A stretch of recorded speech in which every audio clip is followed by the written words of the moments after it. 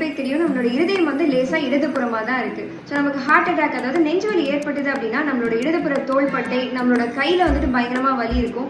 ஒரு சிலருக்கு கழுத்துல வலி இருக்கும், ஒரு பக்கம் தலையே வந்துட்டு தாங்க முடியாத அளவுக்கு வலி இருக்கலாம். படபடப்பா இருப்பாங்க, மூச்சு திணறல் இருக்கும், வேர்க்க ஆரம்பிக்கும், நெஞ்செரிச்சல் இருக்கலாம், வயிறு வலிக்க ஆரம்பிக்கலாம், முதுகு கூட வலிக்க ஆரம்பிக்கலாம். ஆனா கேட்கறதுக்கே வித்தியாசமா இருந்தாலும் ஒரு சிலருக்கு அவங்களோட தாடையிலும் தாங்க முடியாத அளவுக்கு வலி இருக்கும், கீழ்வரிசை பற்களையும் வலி இருக்கும். அப்படிங்கிறது உங்களுக்கு தெரியுமா? ஸோ இந்த வலியும் வந்து ஹார்ட் அட்டாக் ஒரு சிம்டம் அப்படிங்கிறத நீங்க வந்து தெரிஞ்சுக்கணும். இது எதனால அப்படின்னா, வேகஸ் அப்படின்ற நரம்பு வந்து நம்மளோட மூளையில இருந்து நம்மளோட ஒரு பகுதி உடல் உறுப்புகள் எல்லாருக்குமே வந்து தொடர்பு இருக்கிறதுனால நம்மளோட இருதயத்திலயோ இல்லை நம்மளோட நுரையீரலையோ ஏதாவது ஒரு பாதிப்பு ஏற்பட்டது அப்படின்னா அந்த பாதிப்பை வந்து வலி மூலமா மற்ற உடல் உறுப்புக்கு தெரியப்படுத்தும். இதை தான் வந்து நம்ம ரெஃபர்ட் பெயின் அப்படின்னு சொல்லுவோம். உங்கள யாருக்காவது தெரிஞ்சு தாங்க முடியாத அளவுக்கு தாடையில வலி இருக்கு, பல்லுல வலி இருக்கு, ஆனா வாயில எந்த ஒரு பல் சொத்தையும் இல்லை, எந்த ஒரு இன்ஃபெக்ஷனுமே இல்லை அப்படின்னா உடனடியாக பக்கத்துல இருக்கிற மருத்துவரை பார்த்து அணுகுங்க.